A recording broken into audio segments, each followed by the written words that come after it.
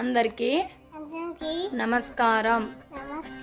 అందరూ ఎలా ఉన్నారు? బాగున్నారా? ఈ రోజు నుండి నవరాత్రులు స్టార్ట్ అయినాయి. హ్యాపీ నవరాత్రులు. అందరూ పూజ చేసుకున్నారా? పూజ కంప్లీట్ అయిందా? అందరూ టిఫిన్ తిన్నారా?